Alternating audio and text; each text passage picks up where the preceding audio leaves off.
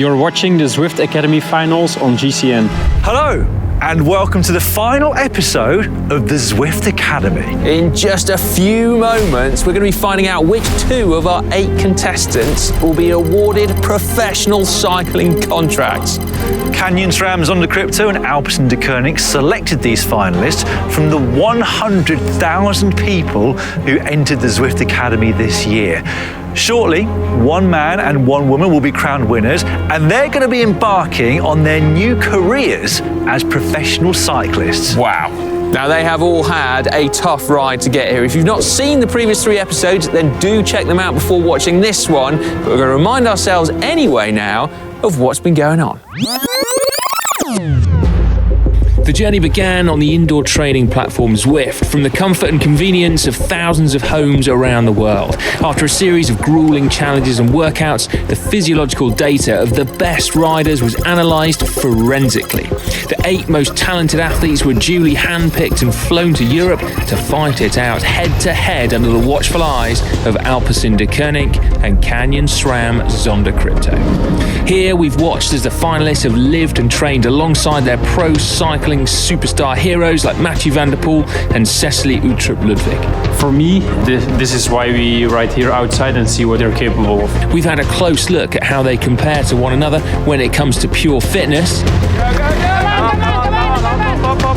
We've seen their bike handling skills under the microscope. Always on the long line, always. And we've seen them both up against and working with their potential new teammates, which exposed some weaknesses, both expected First one was a disaster, but from there on...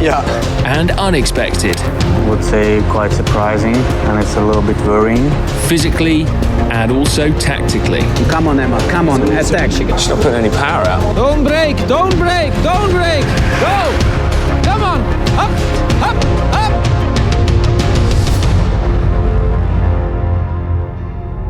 It is all still to play for, although we do think that perhaps some riders have got a little bit more work to do than others. So on the men's side, Noah and Mattia have been the strongest so far in the competition, but that said, they're also by far the most experienced of the 4. Yeah, have you got any sense, do you think, from Christoph as to whether or not they're willing to develop that raw talent of Elliot and Freddie? Well, I know they've been impressed, but at the same time, Christoph Roodhoft is a hard man to read. He is, a hard man to please as well, although Dan has witnessed him smile on several occasions this finals, so potentially he is impressed. Now on the women's side, again, we've got 2 riders who are the favourites. We've got Annabelle, who's been leading the way on the shorter sprint efforts, even giving Zoe Baxted a run for her money.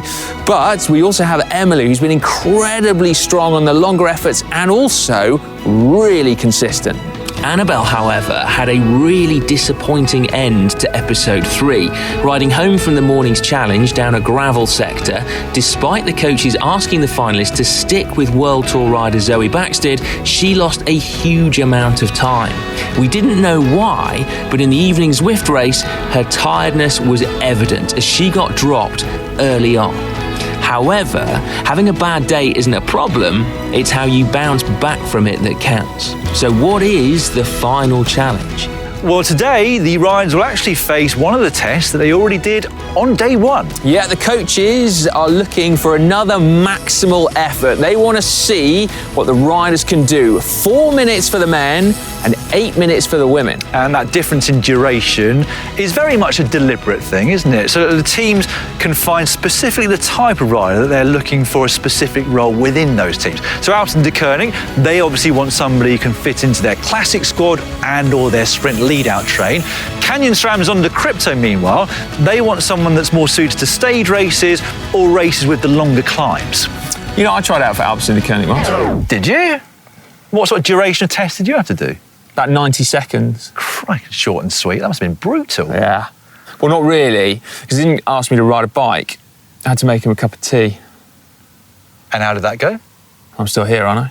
Well, yeah, to be fair, you make a crap cup of tea, Si, don't you? Yeah, that is true. Now, the reason we're revisiting those max power tests from episode 1 is not because we doubt the data, but because we want to contrast it with what the riders are capable of now that they are really, really tired. And this is utterly critical, isn't it, in the decision-making of the judges, because they want to see how well or not the finalists have tolerated all the riding and the racing that these riders have been doing. That's right. Or just the stress of dealing with Dan. Well, there is that too, Si. Thank you very much. Now, if the power that they produce drops compared to the first test today, that could be a real black mark against their name on what is effectively their final chance to impress the coaches. Good morning, riders. Okay, today you will be joining the World Tour team for a long endurance ride. However, there is a sting in the tail. At the very end, the coaches want you to repeat the test that you did on the first day. Yay! Sounds cruel, and it is, but there is a very, very good reason for getting you to do that test again. They want to see whether you can repeat or perhaps even improve the power numbers that you produced on day 1 now that you are basically exhausted. To make sure you get enough time on the front, the coaches have split you into 2 groups, okay? So Chasha and Emma, you will be joining the first group. Emily and Annabelle, you will be joining the second group. And bear in mind as well, this is the last opportunity for potentially your new teammates to get to know you. Good luck.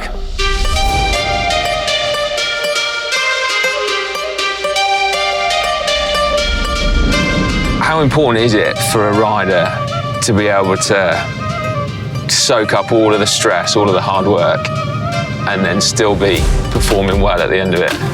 It's definitely can be trained, and we put a lot of emphasis on training this because obviously, especially if we are looking to a rider who is more as a climber type. So are you thinking then, as we now follow Annabelle and Emily in their group, Emily doesn't seem to have got tired yet. Yeah. Whereas Annabelle looks, from her performances, not from the way she's acting or the way she looks, but from her performances, she looks tired. As I said yesterday, it was really concerning that she was not able to follow Emily on the gravel section, or well, ultimately Zoe. Also that she was quite early dropped in the Zwift race in the evening sessions. So as you can see, like they are riding together with the group. Yeah. So we definitely wanted to have them as a head-to-head. I mean, they look good in amongst the World Tour riders, don't they? Like, I mean, they... like, Annabelle's the one I can see clearly now, and she does look like she's every inch the World Tour pro, right? Yeah. Emily, too. Do you think there's something in the fact that, like, Annabelle is clearly more explosive? Like, her 5, 10 second power, 30 second power is higher than Emily's. The fact that she's maybe got, like, her fitness profile is more towards the shorter efforts. Do you think that maybe is why she's struggling now, 4 days in? Can be, but I mean, if you want to be a professional cyclist, like these 4 days wouldn't, and especially Annabelle is 2 years older than Emily, and it's quite significant difference, especially in this young age, to be 2 years older than Emily. Good morning again, finalists. Today was supposed to be a long 5-hour endurance ride on the road, but as you would have already seen, the weather's not looking particularly good. And so the coaches are going with plan B, which means I get to say, back in my day, we'd have done 6 hours in the pouring rain. If we complained, we wouldn't have got dinner. In all seriousness, they don't want you getting sick at this point in the competition. So plan B is as follows. This morning, you're going to be doing 2 hours indoors on Zwift, but the plan remains the same. They want more fatigue into your legs for what's to come. Because this afternoon, whatever the weather, after lunch, you'll be going out on the open road and back to their preferred testing climb, and you're going to repeat that 4-minute all-out effort. But for this morning, your Zwift rides are set up in your position, your name's on them, ride on. The riders are doing a workout in Watopia that's been prescribed by the coaches. While, as I said, it is just 2 hours long, it's an intense session mixing hard endurance pace with some ramps up to and above their FTP. Basically, it's not designed to kill them, and on its own would be a great training session, but as a warm-up for what's to come later, it will definitely make their legs sore.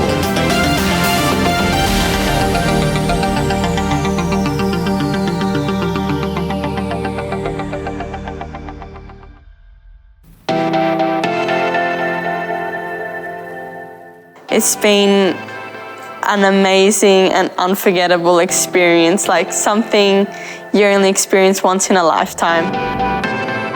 I mean, obviously, Zwift Academy, it has to be challenging. So, yeah, I mean, I went into this knowing it was going to be a tough 4 days. So, yeah, it's been kind of what I was expecting. Did my best and pushed all the way to the finish. Felt like I was about to spew when I got to the finish line. Letting myself have a bit of fun and have a laugh with the girls it's helped ease the pressure and the nerves, yeah. I just focus on me, do the best I can, and yeah, just see how that goes. Obviously, the challenges have been the hardest part, but I think dealing with the nerves and dealing with the pressure and learning to put some things behind me and just focus in the moment and not think too far ahead of anything, because then I get really nervous and I put a lot of pressure on myself. Whatever comes out of it, I think it's been an amazing experience. Being in a World Tour team environment's just been fantastic. Everything, just from the moment you wake up, is completely sorted. It's just been really great to see how everybody functions, but also I can make things better and optimize things better for my training and living. I'll just do another one. For me, it's really difficult to switch off the brain and just try to go with the flow. And I feel like that's been the most challenging part. It was fun. I mean, I'm no sprinter, so I did what I could. I have so much going on through my head at this moment. I honestly hope that however it would go, it could have been more decided by this point, because I remember the pressure I had last year in terms of expectation on myself, and then how disappointed I was when I discovered that I lost. I'm kind of at the same point, so I'm really nervous but also afraid to lose, because I feel like this year I've done even better than last year. I have never experienced something like this before. It has been crazy. I don't even know what's happening half the time. It's just like a whirlwind of activity. Academy, yeah, I think it was what I was expecting. I was expecting 4 days of racing, some efforts that went really well, some that went less well, and yeah, I'm just happy with the experience. So these corners were actually tighter than I thought. I had more speed. So I was sprinting corner. It's been fascinating. You learn a lot from just being around the camp and seeing what they do and what they eat and how they manage it and things like that. I think the hardest part was the Zwift race.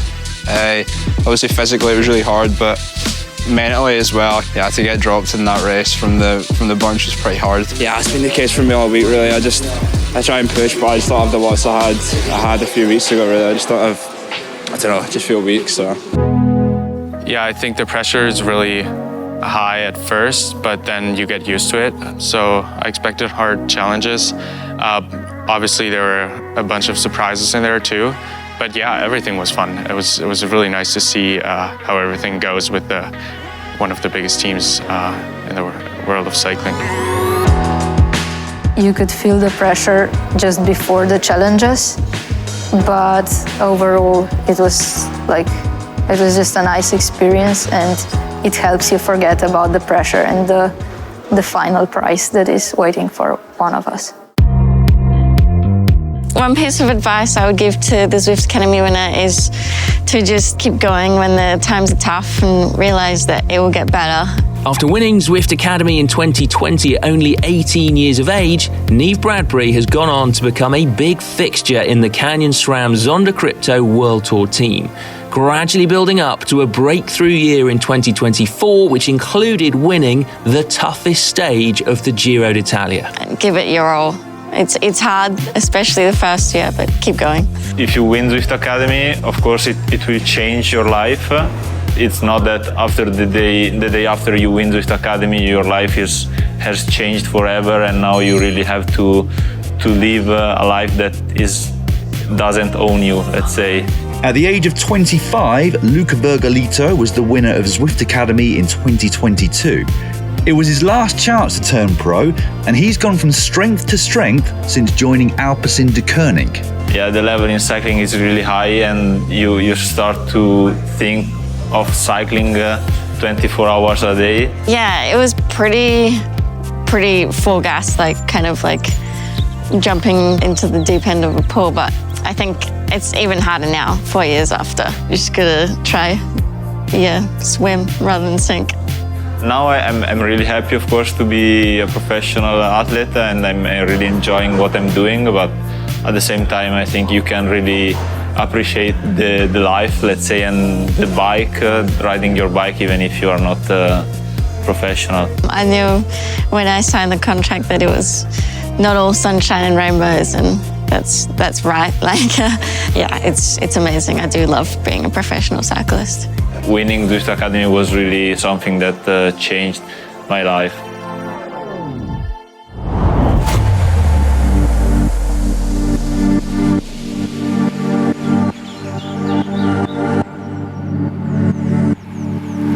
Okay, finalists, this is it then. You've got 4.5 hours of riding in the legs, keeping up with the World Tour team.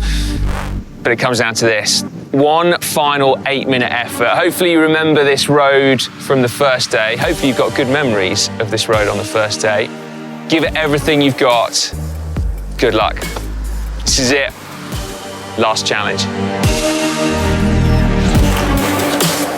As is tradition, Annabelle is first off. This is crunch time. Has she recovered from the previous day? She looks to be suffering, but that can be a good sign that she's actually strong enough to be able to go really deep. As the most explosive rider of the group, this challenge is less her forte than others, but she has to prove a point here. Annabelle's just on the way up. She's doing pretty well, actually. We didn't think they were going to get anywhere near as far, part because of this wind, but here she comes. Great job, Annabelle! Great job!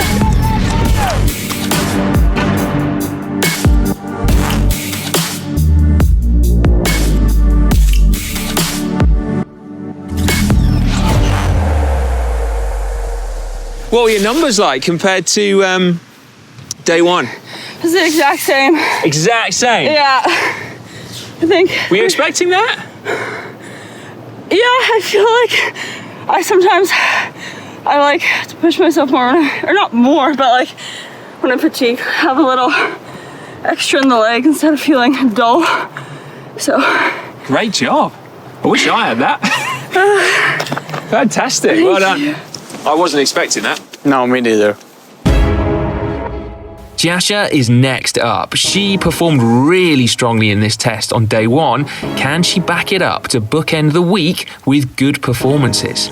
It will take something really special, though, to get the attention of the coaches. Has she got it?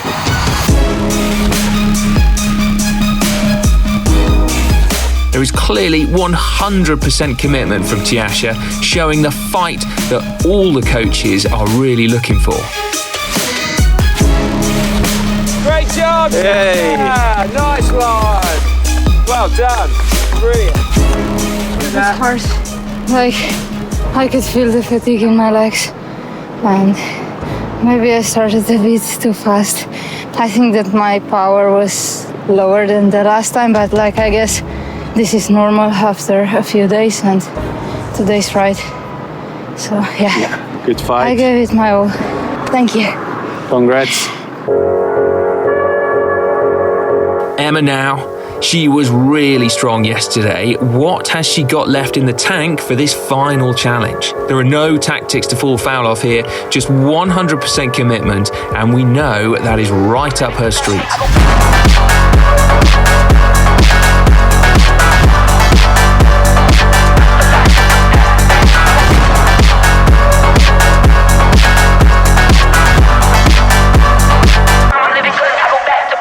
She's still looking strong. Come on, up, last bit of push.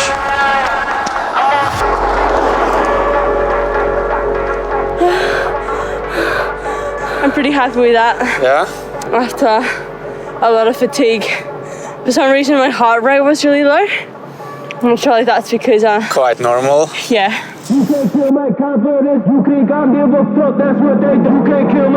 And last up, it's Emily. It feels like this is her challenge to lose, having won it on day one, and the tension is sky high to see what our youngest finalist is still capable of after a leg-breaking few days.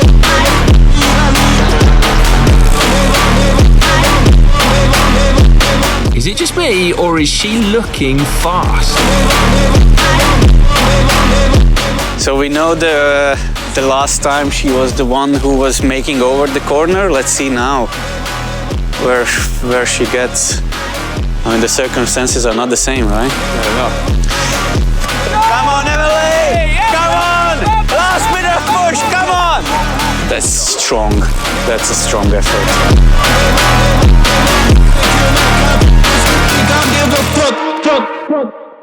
Pretty dead. Oh my God. I'm glad that's over. That was impressive, especially after the 5-hour ride. She was riding all the day, pretty consistent, really solid on the bike. This is what we like to see. I've talked about this a lot, but she is 17 years old. Yes.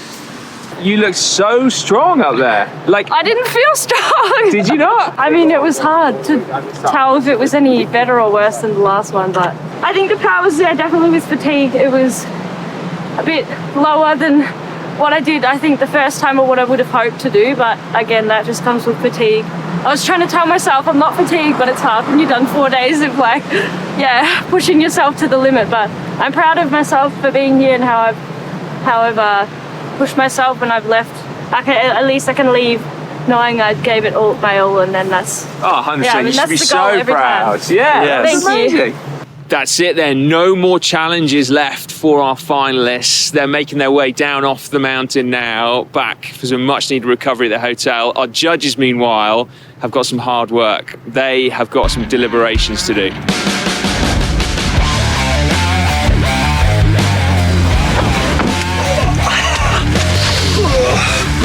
Right, do we know the way? Yes! Today we know.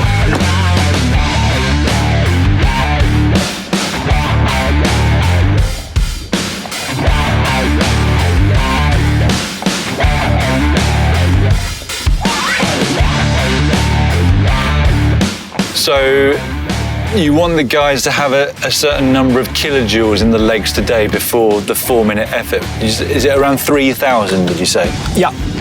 We aimed for about 3,000 to 3,500. Because of the weather circumstances, we had to adapt a little bit.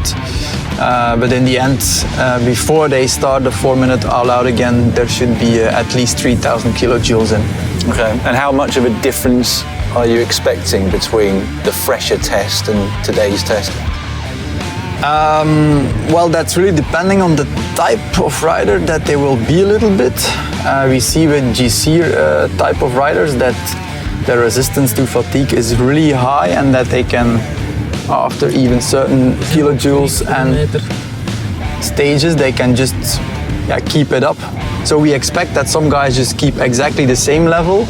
If they are a bit more anaerobic, some will lose a bit more. Okay. Another interesting thing you were telling me before was that on day one, the blood pressure, which is part of the health checks you do every morning with all of your team, the blood pressure of some of the finalists was actually really high, and it's come down since day one.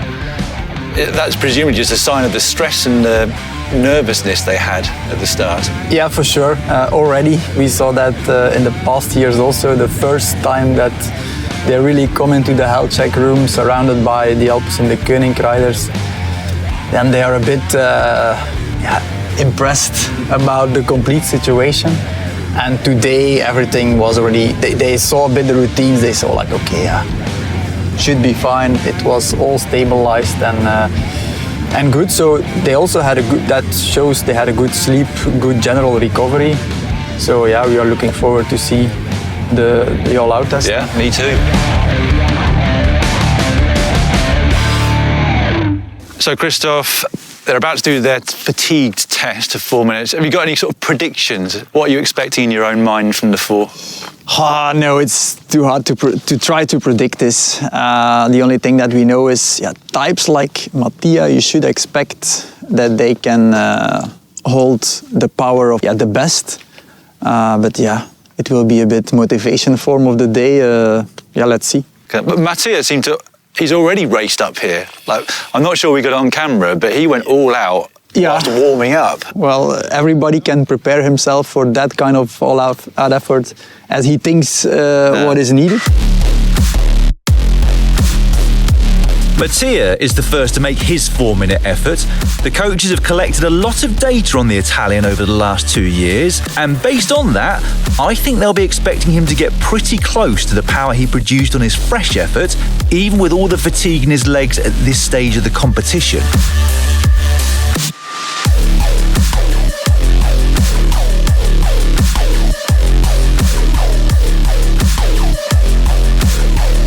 Go on, Mattia! How did you feel today, Mattia? This one was not super good. I'm so cold.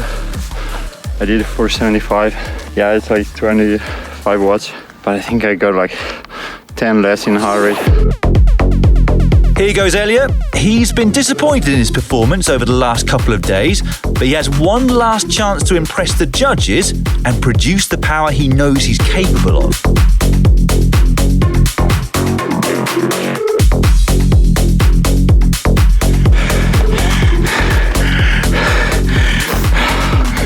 I'm shit. It looks like you've given everything. Can't ask more than that. How are your legs today? It's hard to say. If I was doing 4 minutes full, I'd probably stand for 3.5. So to do it seated, I don't know. I don't know what I would be able to do. That unit my best, so Freddie is up next, the youngest rider of the quartet. A reminder that he produced 408 watts the last time on this 4-minute test. He knows he'll need to do better than that to have any chance of taking that pro contract.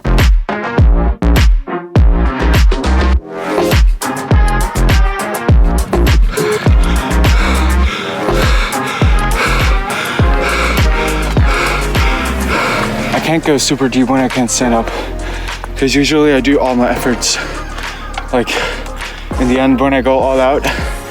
I always stand up. Also, like for mountain biking, I'm just used to standing on the on the pedals. So 420 and 4 minutes 20. Nice round figures. No, well done. You've done well today. Finally, it's Noah. He and Mattia were almost too close to separate the previous time out. Noah did fractionally fewer watts, but fractionally higher watts per kilo. This test is going to give him the real sense of how resistant he is to fatigue. Can he still match Mattia, or will he pay for his earlier efforts?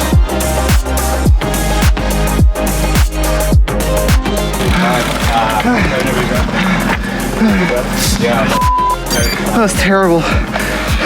not good. You're feeling the fatigue? I don't know if it's that or the cold air. I don't know. It was just not good. 476. That's good. Like 19 watts lower. That's not much. Like you said, the weather is a lot colder today, and you've got more riding in the legs. Yeah, it ain't over yet. So they've all completed their 4-minute all-out effort for the second time, of course. Weather conditions much different, as you can see today. But coaches Christoph and Christoph have just told the riders that if they wanted to, they could go back down the climb and do that all-out effort again, but they're allowed to get out of the saddle because both Elliot and Freddie, they both said that normally with those sorts of efforts, they much prefer to get out of the saddle and they've been finding it difficult. So they said, well, if you can do more power, why not try it again? So those two have gone back down and they're going to be doing a second effort, which I don't envy. With both Elliot and Freddie saying that they would normally ride out of the saddle on this type of effort, the coaches gave them the opportunity to do exactly that once they'd recovered. Neither of them improved versus their seeded efforts though, but perhaps it was an effort too far.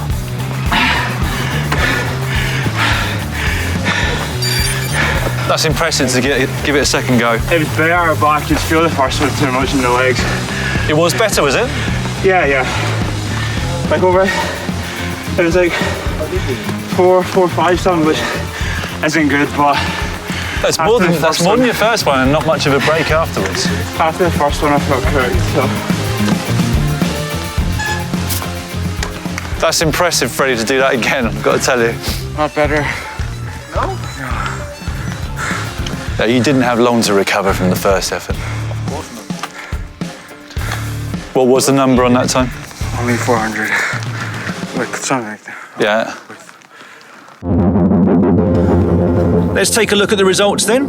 When the coaches analysed the power of Freddie, it showed 405 watts for the 4 minutes. That's pretty close to his initial effort of 408, but still some way off the raw power and power to weight of Mattia and Noah. Elliot was the only rider to improve between the fresh and fatigue test, albeit by just 2 watts. Still, that will show the coaches that his power doesn't decline as he tires, an important physiological characteristic of a pro road cyclist, even if it's not quite as high. Mattia, you'll remember, mentioned that he'd averaged 475 watts. That's 26 watts lower than his previous effort, but it still gives him 6.88 watts per kilo. Which means that he and Noah are still locked together. The Canadian produced a single extra watt, giving him dead on 7 watts per kilo for the 4 minutes. Christoph, we meet for the final time. All the challenges now done. Do you have all the knowledge and data that you need to make your decision at this point? I would say we did our best, but it stays difficult, of course. It's a lot of yes and no, but if. So, yes, I hope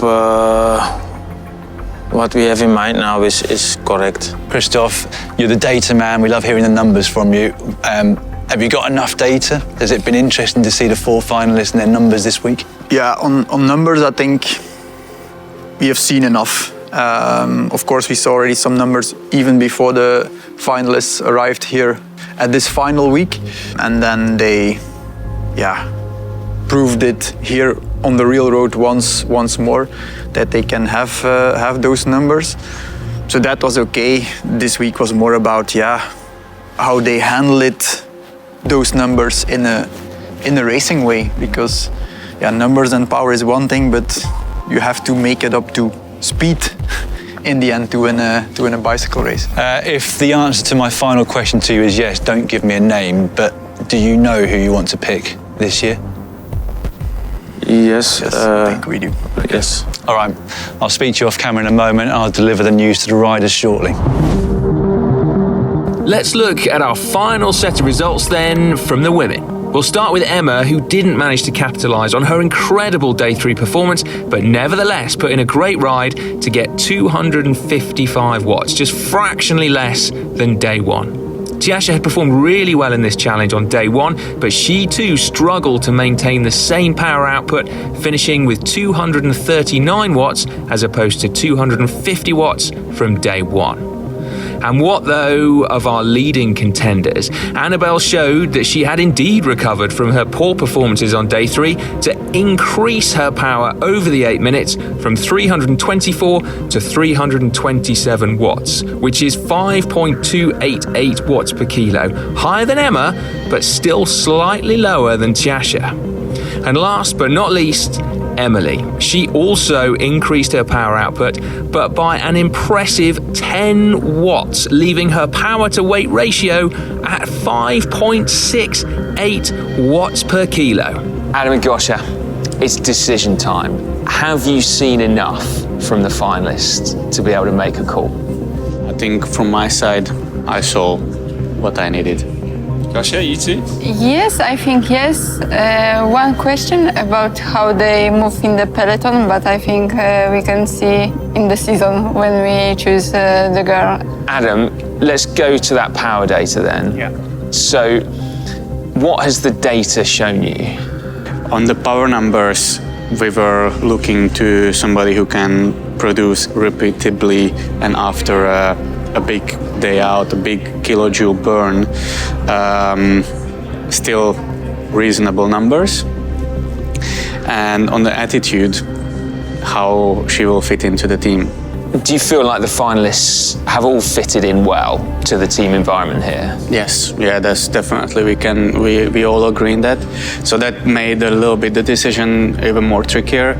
However, we need to choose one winner, and which will be a tough decision. With Tiasha and Emma, I've been really impressed with their attitude in this, because I feel like they perhaps realised that they're not quite at the same level yet as the other two. But yeah, they have been positive and committed, and they've really given it everything, haven't they? Yeah.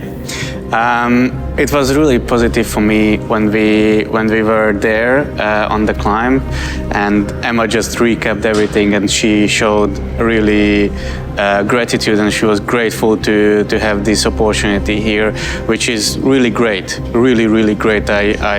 Honestly, I really appreciated that at that moment when she was just like reflecting how these last 4 days went, and she said she's just unhappy because she will do another 4 days like this. That's pretty impressive, isn't it? Yeah, she was buzzing, wasn't she? And what about you, Gosha? Yeah, I think they are very nice and very smart young girls and riders, and I think they have very big future in the front of them. About Emma, yes, yesterday she crashed, but in the evening she was ready for the race. Tiasha, she always fighting until the end. For that, yeah, big congrats for them. I think I feel comfortable saying this now that it's over, but out of the finalists, I think my biggest rival is Emily. I'm definitely closest with her because we're rooming together and we've been like, oh, what if you win, what if you win? But we're trying to just keep it calm, and we'll be really happy for each other either way. I think she's a great person, and yeah, she deserves to win if she wins. It's hard to pick one, but I think Annabelle, she's very strong on the bike. She can put out a lot of power, and she's very punchy, so she's definitely a big competition. But the other two girls have also been super strong, and they've shown that they're very strong riders and technically very good as well on the bike. It's just little things that you play back in your head. Like last night in the Zwift race, I gave it everything, but you always maybe go, oh, maybe I had 5 more seconds, like maybe I wasn't completely empty and maybe Mathieu would have won. And that's what I guess kept me up at night last night. I think my biggest rival is definitely Mattia. I feel like he would say the same about me, and we're both definitely nervous to hear the result. I feel like since the first day, but then it was getting like more and more clear. The competition is between me and Noah. At least that's what I feel, because we are like similar riders, but each one of us has some stronger weak points that can maybe differentiate us a little bit. So for example, like I said, I have maybe a higher threshold and power, but maybe he is better in a sprint, for example. So I guess it's up to what the judges will consider more important. I don't think I have a biggest rival. I think all of the finalists are really strong, but I think Noah and Mattia definitely stood out on the climbs and on the Zwift race. Also, Elliot was super strong, so all of the finalists were really strong. I would still go with Emily because she was just so strong. We didn't get like any feedback, especially not from the first 2 days, but in the second 2 days you could like see and estimate the other riders, and she was really strong all the time. Yeah, I would say it's the same one I said before, my teammate. She's really performed a really strong Zwift Academy. Like, she's been up there the whole time. Yesterday in the Zwift race, she was there, didn't get dropped. You know, the skills-based activities she did really well in. The 8-minute effort, she went really far. So yeah, I feel like she's definitely the biggest one, and I know she's really capable of doing a lot of things. So yeah, I feel like she's got a really good chance of winning it this year. Okay, finalists, this is it. Over the last 4 days, you've all given it everything you've got. Your hard work, your commitment, your enthusiasm has been amazing to witness. We know how much you will want this life-changing opportunity. But of course, the coaches have had to come to a decision as to who will be joining the team. This is it. And the rider that will be turning professional is...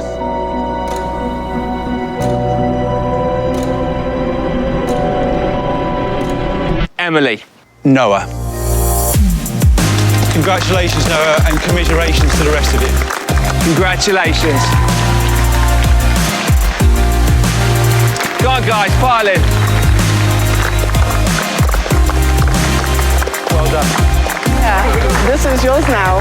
You're welcome. You look so good this week. Oh my God. Here, a bike for you, and this is yours now. Welcome in the team. It's yours. One more. So proud of you. Congrats.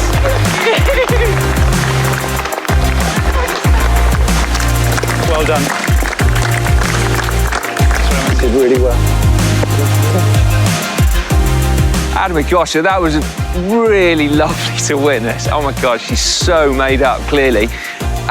Can you just explain for the viewers your reason for choosing Emily as the winner? Well, I think it's quite a, let's say, a fairy tale story, because she was the one who was maybe not the best from day one. So it was not a clear decision or a clear view from day one. But I think how she approached every single challenge, and that she was resilient, not giving up, showing her true face, and with her attitude, she made us choose her. To be honest, I will be happy when I can choose 2 riders for team for that. Really? Oh, wow. I think the staff said like she's very educated. She always say thank you for everything. It was one big step, because for us it's important too. Her numbers, they are very impressive, and for me the most important, hard for fighting. We are not especially looking for some kind of profile. We just let it come a bit towards us and see who is the best guy overall in all the different disciplines that we do. And yeah, if you now watch all the challenges in average, I think we have to say that Noah is an honest winner. He performed good numbers-wise. He showed that he is the deserved winner. For sure, the first day I was a bit convinced already about Mattia, but then we did a lot of different things, and yeah, I think Noah is the fair winner. Congratulations! Thank you. I mean, how do you feel? I don't know what to feel. It's just so much all at once, and it's just like I didn't know it was gonna happen. Like it's just incredible. Like my life has changed. Have you thought in the last few days about what it would mean if you won? Yes, and I don't know how to put it into words. It's just, it's life-changing. My goal is like I want to just chase my goals. I want to be proud of what I've done, and I want to be proud of who I am, and I think I've found that. I'm going to start with a very obvious question, Noah. How are you feeling? Oh, a massive weight's been lifted off my shoulders. That's all. I couldn't be happier. You performed very well, obviously, in almost all of the challenges. So were there any doubts in your mind? I think it was just so close up until the last day that it was never secure. Mattia put up a massive fight. So yeah, I was never comfortable.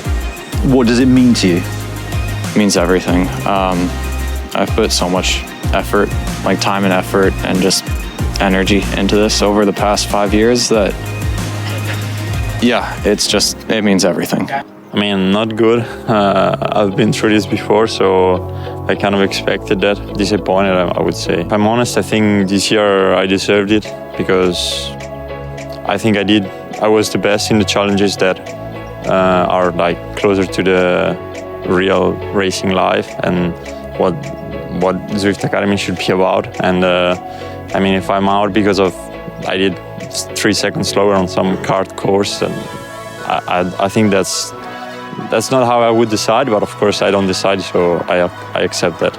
Yeah. I mean, it was a difficult decision, of course, but I think we also look at the potential they still have, like the improvement they still have. Noah just maybe had a bit of an advantage in this particular area.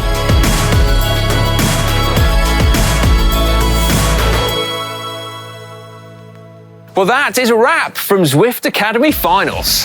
I really feel for the 6 finalists who are going home empty-handed, albeit with the experience of coming out here with the pro teams. But at the same time, I think we can all agree they are 2 very worthy winners. 2 worthy winners who have now got themselves a life-changing pro cycling contract. Yeah, I mean, life-changing is the word. I mean, Emily was there delaying her flight back to Australia because she's now a professional cyclist. Unbelievable. I noticed that you were very quick to give Mattia a hug afterwards. I do wonder whether out of all of the finalists, he's the one that's going to be feeling disappointment the most keenly. I think he will be, understandably. He quite rightly feels that he has got what it takes to be a professional cyclist. But whilst he was equally as strong as Noah throughout the 4 days on most of the challenges, he just wasn't quite as well-rounded, I would say. And I think the Alpecin-Deceuninck judges, in Noah, they see someone who's robust, who's going to be able to hustle and hold his own in the types of races that they really excel at as a team. Yeah, I think in Emily as well, SRAM Zondacrypto have got a real talent there. I mean, not only is her power output really impressive, her endurance, her resistance to fatigue, particularly when you consider her age in that. But what was also really impressive was just how she fitted into the team environment. She just looked like a natural, basically. One to watch this 100%. year and for years to come, I expect as well. Right, we'd like to finish by saying a huge thank you to you at home for watching these Zwift Academy finals on GCN. But we'd also like to extend our thanks to the 2 pro teams for putting up with Sai. Yeah, basically. And also, massive thanks to Zwift as well. Hit that like button. They have made this unique event happen, as they have done for the previous 9 years. They've lent a lot of support to professional cycling. So yeah, hit that like button. We're going to leave you, though, with a compilation of Christoph Roodhoft's Smiling. It's going to be a quick one, is it? It's 3 or 4 seconds.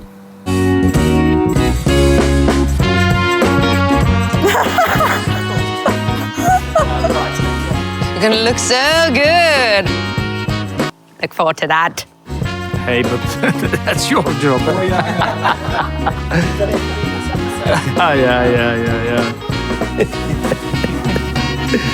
Can I start?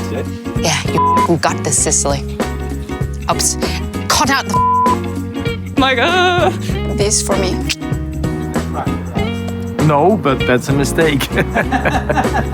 Wow, this place is spacious. That's really good.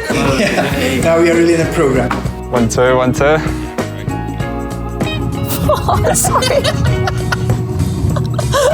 I sound like Alex Bonya from like 2 years ago. It's a sick. Yeah, mate. Quiet all the time. Yeah. Good night. Don't cancel me, please. Roboid showing his balls. Clapping as well, it's annoying. My claps are normally It was very loud, yes. I was hoping for a really so I could say stick to cycling, but yes, I'm good at that as well. Enjoy it. Yeah, but we made it work. We got there in the end, so I'm happy.